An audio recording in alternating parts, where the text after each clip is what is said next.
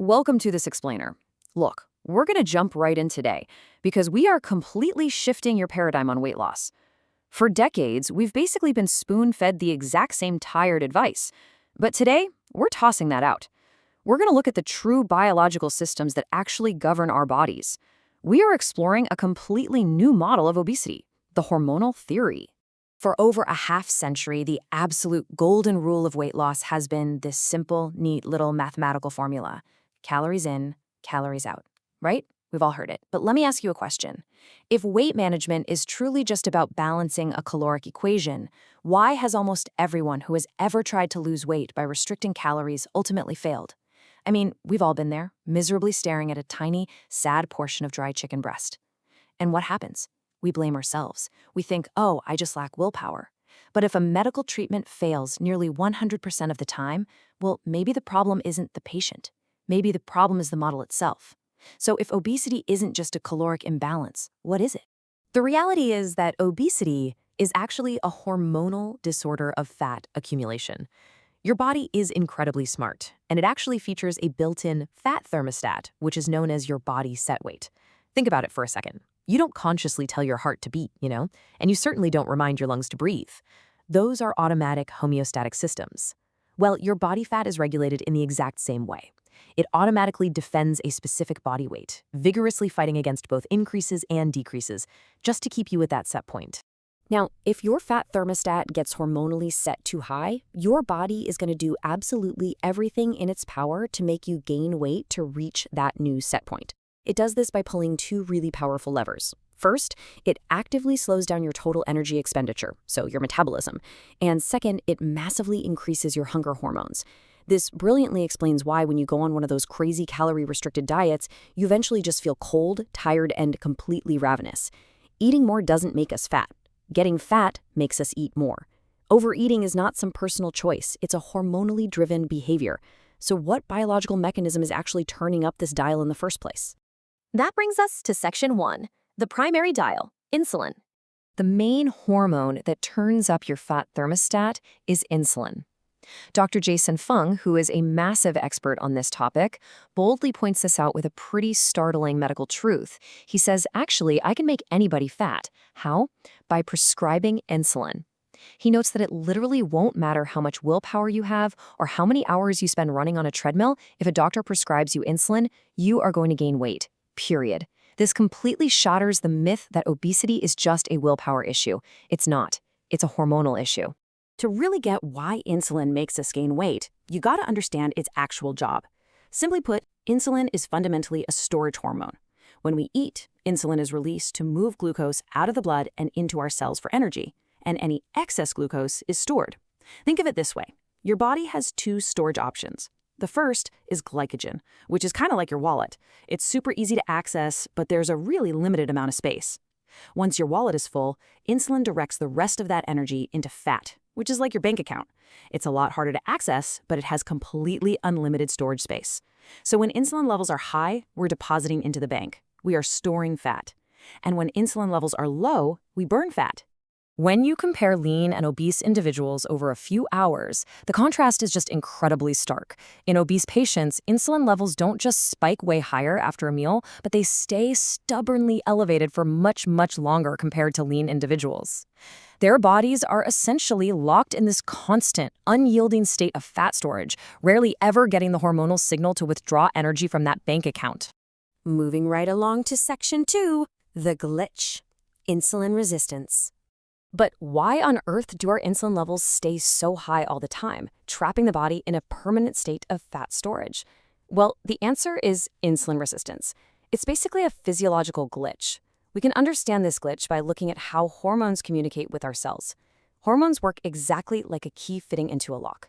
Insulin is the key that unlocks the cell door to let glucose inside for energy.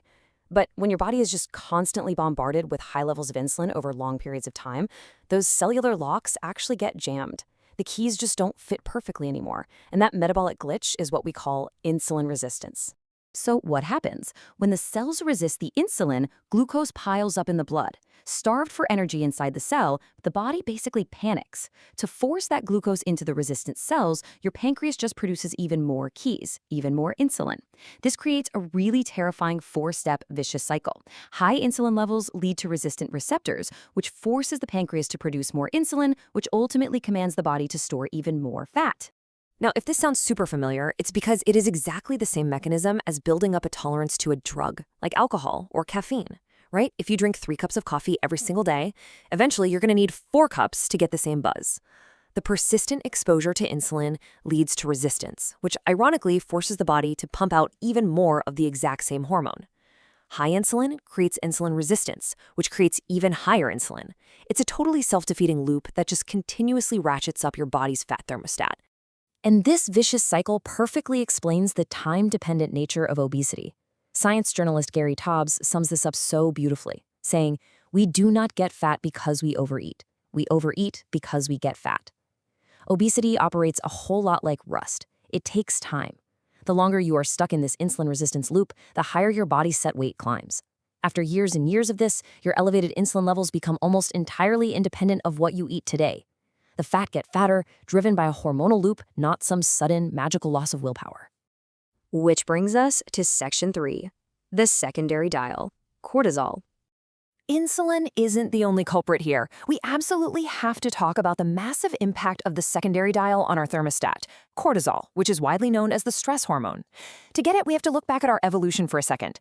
In Paleolithic times, stress was almost always a physical threat, like a predator chasing you. Your body dumped cortisol, which immediately dumped glucose into your blood to give your muscles the quick energy to either run or fight. It was short-term stress, and you burned off the glucose immediately. But today, our modern stress is psychological. It's deadlines at work, financial worries, sleep deprivation. This chronic stress triggers that exact same glucose dump, but as you're just sitting at your desk, there is absolutely nowhere for that physical energy to go. So here's the crucial point. Because this chronic, modern psychological stress keeps your blood glucose constantly elevated with zero physical exertion to burn it off, it literally forces your insulin levels to rise to deal with all that extra sugar. And boom, that pulls you right back into that vicious cycle we just talked about. High insulin, leading to insulin resistance, leading to stubborn weight gain. Chronic stress literally makes us store fat, and it doesn't contain a single calorie. And just like we saw with insulin, we know for a fact this is a direct causal biological relationship. Dr. Fung notes this again with another really stark example. He states that he can make anyone fat by prescribing prednisone, which is a synthetic version of the human hormone cortisol. Seriously, anyone who has ever been on prednisone for an illness knows it comes with one universally dreaded side effect: massive, unavoidable weight gain. This just proves the hormonal theory in real time. All right, stepping back and looking at the whole picture, we can clearly see that obesity is not a moral failing. It's not a simple math problem of calories. It is a physiological system issue driven by persistent high levels of insulin and cortisol. So, naturally, the ultimate question for anyone looking to actually improve their health is, how on earth do we break this biological cycle? Well, the answer definitely isn't counting calories, and it's for sure not some magical low-fat diet. To fix a hormonal imbalance, you have to use a hormonal solution. We have to actively break the insulin resistance loop by creating recurrent, intentional periods of very low insulin levels. We literally have to give those cellular locks time to repair, to unjam, so that normal baseline levels of insulin can actually work effectively again. And this brilliantly illustrates the final piece of the puzzle. Since eating practically any food is going to raise insulin to some degree, how do we actually get those levels to drop low enough to reset our fat thermostat? The most important question you need to ask yourself next is, what happens to our body's set weight when we simply abstain from eating? How can the ancient practice of intermittent fasting serve as the ultimate biological tool to finally turn down your fat thermostat? I'm going to leave you to think on that. Thanks so much for joining me on this explainer, and keep questioning what you've been taught.